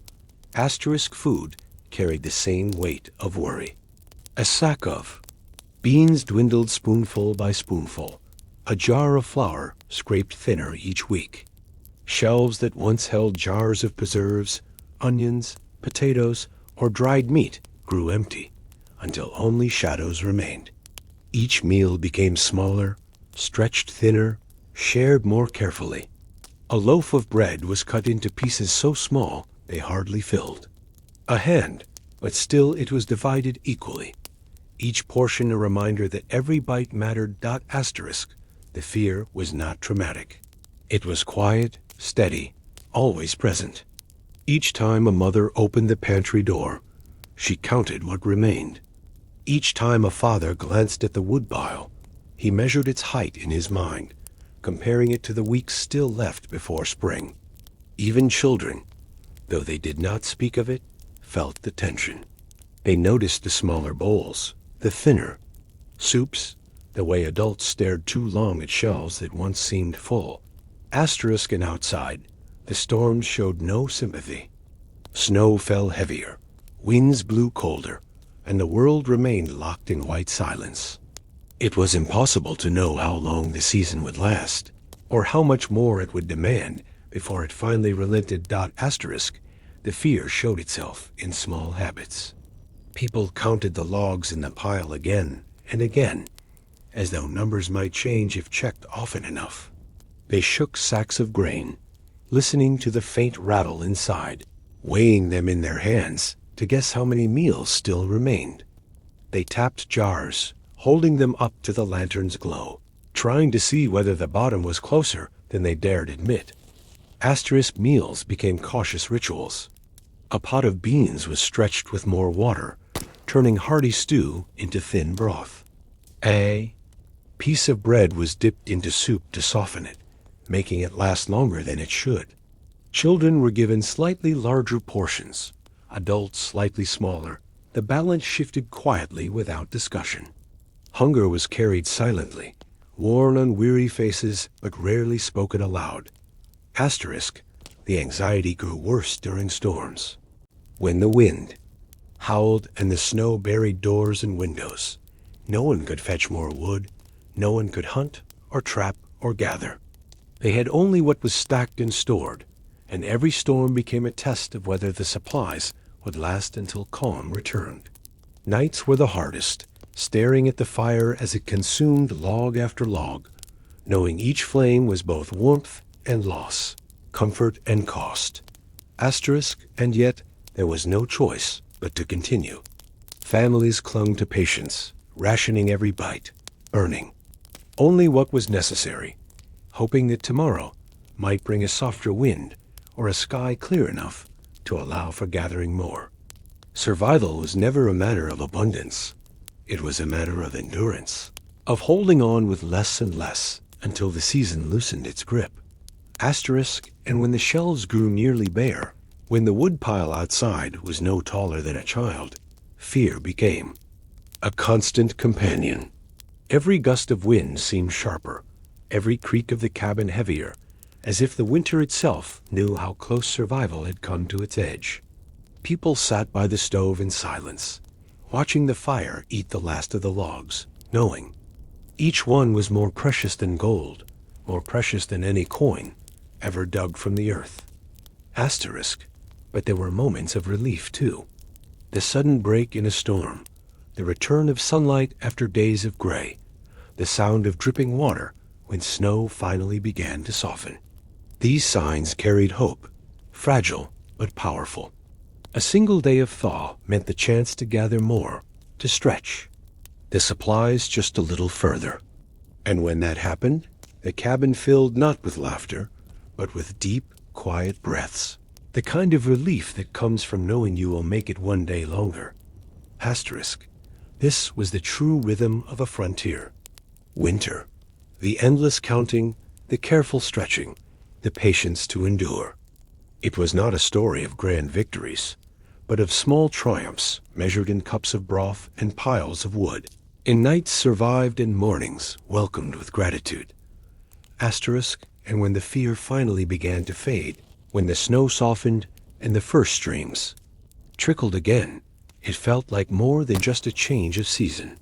It felt like proof that all the labor, all the waiting, all the worry had not been in vain. The thaw did not arrive suddenly. It crept in slowly, gently, almost shyly, bringing with it a new sound, the sound of water moving again, of ice surrendering its grip, of the world waking after its long silence. It never came with trumpets or celebration. The first thaw of winter arrived quietly, almost secretly, like a guest slipping into a room without knocking. One morning, settlers woke to a sound they had almost forgotten, the soft drip of water. At first it was faint, irregular, a single note against the silence. But soon it repeated, steady, insistent, as icicles along the roof began to loosen, melting drop by drop into the waiting earth. The air smelled different, too. Gone was the sharp, metallic sting of frozen wind, replaced by something softer, fresher, as though the land itself had exhaled after holding its breath too long. Even inside the cabin, with its smoke and damp wood and patched walls, that new scent drifted in, carrying the promise of change. Snow no longer held its rigid form. It sagged, slumped, lost its brightness. Paths that had been buried for months began to reappear in muddy streaks. The ground beneath showed itself shyly, patches of brown earth breaking through like islands in a sea of white. For the first time in months, footsteps no longer crunched so sharply. They squelched, sinking into the damp softness of thawing snow. And the light changed too. Days stretched longer, their shadows less severe. The sun, though still pale, reached deeper into the world, casting reflections across melting drifts until the land seemed alive with tiny rivers of light. It was not yet warmth, not truly, but it was promise. A reminder that winter, no matter how endless it had felt, was not eternal. Inside the cabin, the mood shifted with the season. People leaned closer to windows, listening to the dripping, watching as frost pulled back from the glass. They spoke more freely, voices lighter, even though the shelves were still bare, even though the woodpile was nearly gone. The thaw itself was enough to stir hope, hope that food would grow again, that rivers would run, that green would return to the fields. The thaw was never instant, never complete. Even as streams trickled and icicles fell, snow lingered in the shadows, stubborn and slow to release its hold. Nights were still cold, fires still needed tending, but the grip of winter had loosened. Each morning carried a little more light, a little more softness, until people could almost believe they had stepped into another world. Asterisk, the animals felt it too. Horses stomped eagerly in muddy barns, their breaths no longer clouding the air so heavily. Chickens ventured out, clucking as they scratched at patches of exposed earth. Even the cattle moved differently, less hunched, as though they too sensed. That survival was no longer in question. Asterisk and the settlers themselves changed. Their faces, cracked and raw from the wind, softened in the gentler air. Their movements, once heavy with the drag of endless layers, grew lighter as coats were shed, as boots loosened their stiffness. The weariness did not vanish. It clung, in bones and memories, but it was tempered by relief. Asterisk, there were no grand celebrations, no cheers, no feasts. Only the simple acts of standing outside longer, breathing the damp air, listening to water drip and flow as if it were music. Perhaps a smile came more easily. Perhaps a laugh rose without effort. The thaw carried no riches, but it brought the most valuable gift of all, the knowledge that they had endured. Asterisk, another winter was behind them. Another trial survived. The season had pressed and bent and scarred, but it had not broken them. And as the last snow melted into the earth, it left behind not only mud and water, but a quiet certainty that life, stubborn, fragile, and persistent, would always return. In the stories we tell of the Wild West, the winters are often left in the shadows. We remember the dust, the gun smoke, the clang of spurs, the glare of sun on endless plains. But survival was never only written in heat and dust. It was also carved into frost, into long nights, into cabins that groaned under the weight of snow. Asterisk, to live through those winters was not about conquering the cold. No one conquered it. It was about learning to bend with it, to endure its silence, its cruelty, its endless patience. Survival meant patching walls that would break again, feeding a fire that would never be satisfied, wrapping in clothes that slowed every step, eating food that filled more with heat than with flavor. It meant watching hands crack, lips split, wood piles shrink, and still rising each day to face the same season without complaint. Asterisk, resisting the cold was not a battle fought once. It was a routine, repeated every hour, every day, until the thaw finally returned. That routine was the quiet heroism of the frontier, not dramatic, not glorious, but steady, stubborn, unyielding. Asterisk, and perhaps there is something familiar in that. Even now, we no longer patch cabins with mud or melt snow for water by the fire, but we still know the weight of endurance. We still wake in nights that feel too long, count what remains when supplies run thin, and measure time in small, steady acts that carry us forward. The struggles change, but the rhythm of survival remains. Asterisk, in the end, winter always passed. The ice melted, the rivers ran, the fields greened again, and those who had endured stepped out into the thaw, carrying the marks of the season on their skin, in their memories, in their quiet strength. Not victorious, not triumphant, but alive. And in a land as harsh as the Wild West, that was enough. Asterisk, thanks for being here. Sleep well, and I'll see you next time.